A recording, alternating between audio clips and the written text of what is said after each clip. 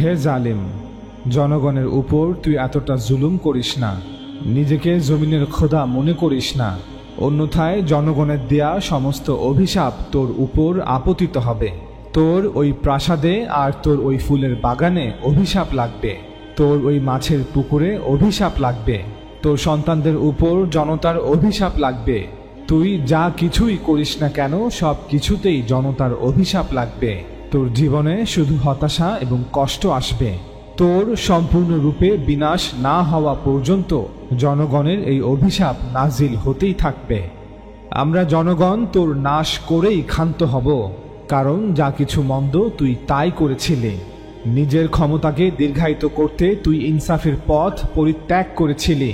আল্লাহ তোকে রোগগ্রস্ত করুন, তোকে উপর করে জাহান্নামে নিক্ষেপ করুন। তোর ধ্বংস না হওয়া পর্যন্ত পৃথিবীর সকল মন্দ তোর সাথেই থাকুক, জনগণের অভিশাপ তোর সাথেই থাকুক। আমরা জনগণ তোকে অভিশাপ দিচ্ছি, তোর আকাশে ছায়া দেওয়ার মতো যেন কোনো মেঘ দেখা না যায়। তোর আকাশ যেন ঘষা পিতলের মতো হয়, আর তোর পায়ের নিচের জমিন যেন লোহার মতো শক্ত হয়। আমরা জনগণ তোকে অভিশাপ দিচ্ছি, আল্লাহ তোর জন্য বৃষ্টির পরিবর্তে আকাশ থেকে যেন কালো ছাই বর্ষণ করেন। আমরা জনগণ তোকে অভিশাপ দিচ্ছি, আল্লাহ তোর মিত্রকে দিয়ে তোকে হারাবেন। তুই আপোষ করে এক পথ দিয়ে ক্ষমতায় আসীন হয়েছিলি, কিন্তু এবার 7 পথ দিয়ে পালিয়ে যাবি। আমরা জনগণ তোকে অভিশাপ দিচ্ছি, তোর সাথে যেসব খারাপ বিষয় ঘটবে তা দেখে পৃথিবীর জালিমরা ভয়ে কম্পিত হবে। আমরা জনগণ তোকে অভিশাপ দিচ্ছি, তোর মৃতদেহ যেন বন্য পশু পাখির খাদ্য হয়, তোর মৃতদেহের উপর থেকে তাদের তাড়িয়ে দেবারও যেন কেউ না থাকে।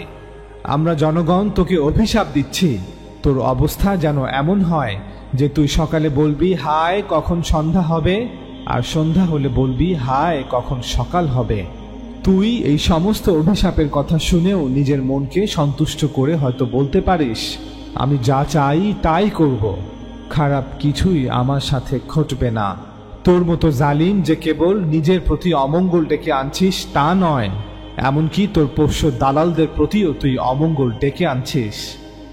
আমরা নির্যাতিত জনগণ তোকে ক্ষমা করব না। আমরা নিপীড়িতরা তোকে তোর বাহিনী হতে পৃথক করব। আমরা আক্রান্তরা তোকে সম্পূর্ণরূপে ধ্বংস করব।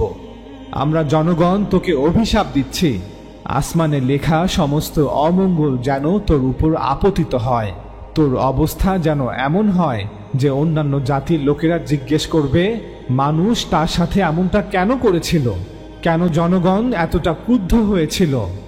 উত্তর হবে, আমরা ক্রুদ্ধ হয়েছিলাম কারণ সে অন্যায়কে নিয়ম বানিয়েছিল আর জুলুমকে হাতিয়ার হিসেবে জনগণের বিরুদ্ধে ব্যবহার করেছিল। জনগণের সাথে যেই ওয়াদা করেছিল তা পালন করেনি।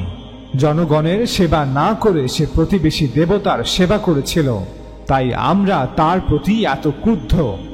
আমরা জনগণ তোকে অভিশাপ দিচ্ছি, যদি তুই জনগণের বিরুদ্ধে যুদ্ধ করার জন্য তোর বাহিনীকে লেলিয়ে দিস, তবে আমরা অবশ্যই তোকে বন্দী করে নিয়ে যাব, আর তুই তোর ধ্বংসের জন্য নিজেই দায়ী থাকবি।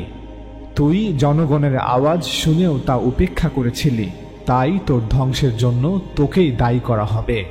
কিন্তু তুই যদি সেই আওয়াজের দিকে মনোযোগ দিতি, তবে তোর জীবন তুই বাঁচাতে পারতি।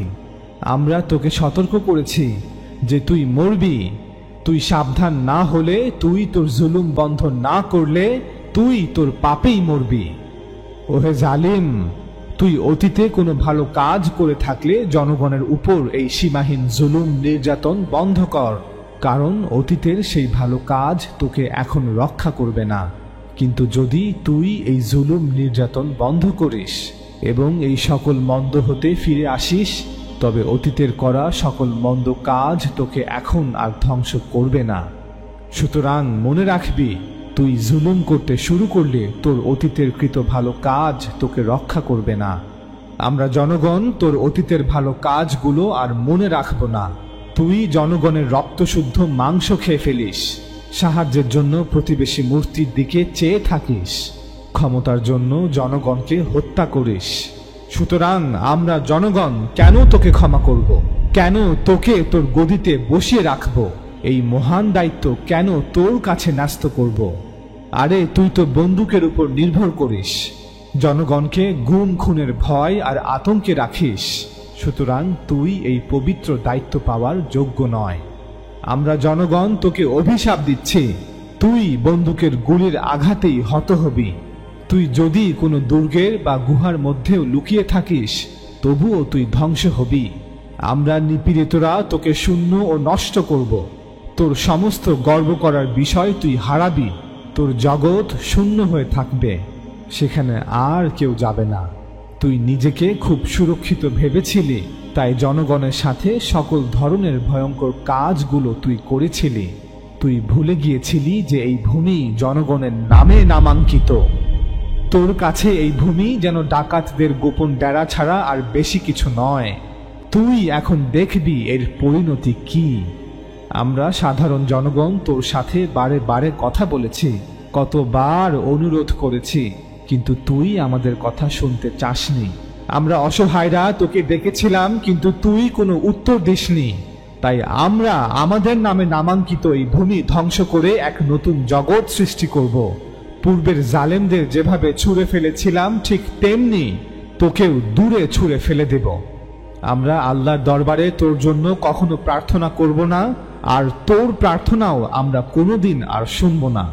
কারণ জনগণকে কষ্ট দেওয়ার জন্য তোর বাহিনী যখন কাঠ জড়ো করেছিল, তখন তুই সেই কাঠ দিয়ে আগুন জ্বালিয়েছিলি, কিন্তু আমরা জনগণ সেই আগুনে পানি ঢেলেছিলাম।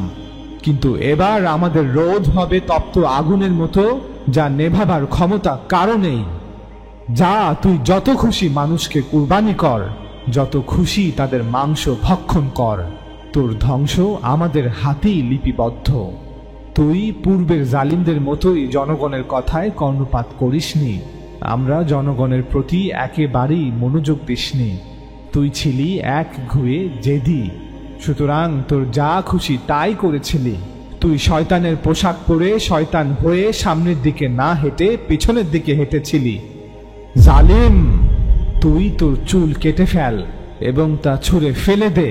তুই আর্তনাদ করে কাঁদ, কারণ তোকে এই নতুন প্রজন্ম প্রত্যাখ্যান করেছে এবং তোর দিক থেকে মুখ ফিরিয়ে নিয়েছে। প্রচণ্ড রুদ্ধ হয়ে এরাই তোকে শাস্তি দেবে। তুই তোর মূর্তি প্রতিষ্ঠা করেছিলি, কিন্তু তারা তোর মূর্তিকে ঘৃণা করে। তারা তোর জীবন থেকে সমস্ত সুখ আর আনন্দ কেড়ে নেবে, তোকে শূন্য মরুভূমিতে পরিণত করবে। এটাই তোর তাকদীর।